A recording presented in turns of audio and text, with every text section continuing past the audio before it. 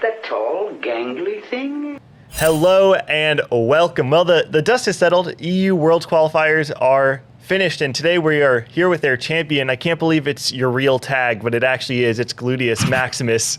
Thank you so much for being here, man. Thank you for having me. So before we start, why don't you just go ahead and tell me a little bit about yourself? Yeah, I'm Gluteus Maximus, or just Gluteus for short, in short. And I'm a German Vietnamese TFT player. I've been playing since set 1, and I've reached Challenger pretty much every set. Awesome, yeah. So, like you said, you've been playing since set 1. Why don't you talk a little bit about your competitive history, whether it's in TFT or in other games or just in general? So, I've been playing League of Legends for like 7 years before TFT, and I've reached like mid-diamond, like Diamond 2, Diamond 3. And there I've played in a team before, like in a university league in Germany for like 3 seasons. And that's basically my competitive experience so far. Now, going into the EU World Qualifiers, I would say that, relatively speaking, you were an unknown player internationally. There's all these huge names that people were kind of expecting to do really well. What were your expectations going into the qualifiers? I honestly didn't expect to make it this far, because before the top 64 qualifiers, I had like 4 days to prepare myself, because I was still studying for exams at the time. So all I did for the qualifier was watch other people play, see which comps are a meta and how they play them. And like in the last couple of 3 days, I tested the comps myself just to feel more comfortable. And surprisingly, all my qualifier games went really well. So I made it into the top 16. But once I actually reached top 16, I felt really confident, because I basically played the entire tournament against the favorites like Thray and Salvi. So I knew what to expect, basically. Now, you just mentioned them, Thray, Salvi, there's Ace of Spades, there's tons of players that people really expected to perform well, and pretty much none of them actually made it to Worlds. Were you surprised by the amount of upsets in the tournament? Yes and no, because I was surprised that none of the tournament favorites made it. But at the end of the day, in TFT, anything can happen in 5 games. So if you low roll, you're out. If you high roll, you're in, basically. And also Europe has so many good players that I wouldn't be surprised if 4 other players would have made it in any other different day. Now, I remember there was a recent interview with Ramkev, one of the North American top-level players, and he said in this interview that oftentimes streamers and fans have a skewed perception of who the best players actually are, because oftentimes people see the reputation of a player, and they think that if they have a great reputation, that means that they are one of the best players. When in fact, playing on ladder and playing in these high elo games gives you a different idea of who actually may be the best. Because we had so many upsets in the European qualifiers, I'd love to hear your thoughts. I mean, you kind of touched on it before. Do people have the wrong idea of who the best players in Europe actually are? I would agree with that, because there are so many good players that don't even stream or have very few viewers. So, of course, there will be a misconception on how good players truly are.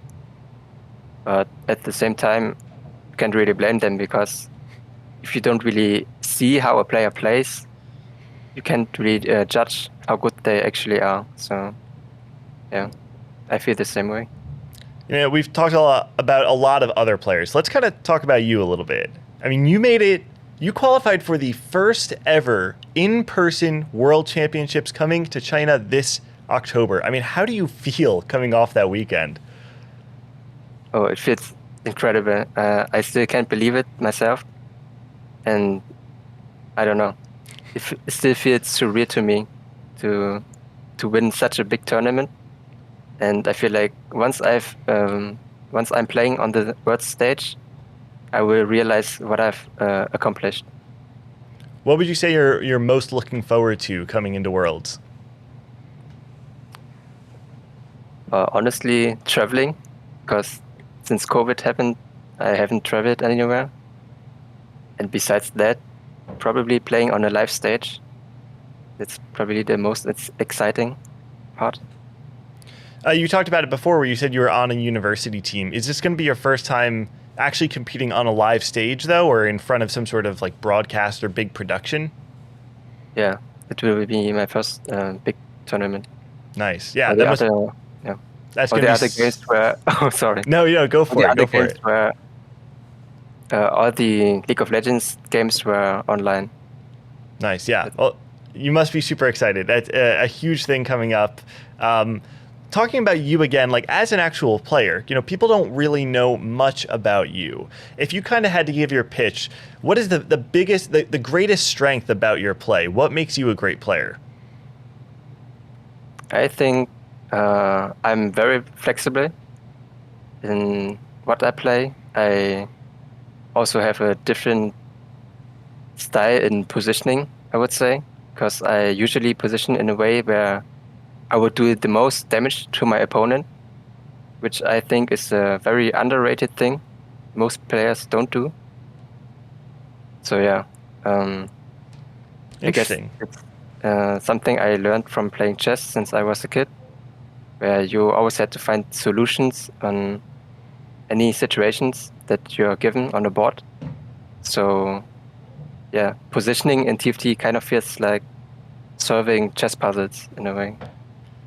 Interesting. So you played chess growing up. Do you find that there are a lot of situations in TFT where, I mean, obviously it's an auto chess game, but like, does actually having experience in chess play into how you think about the game?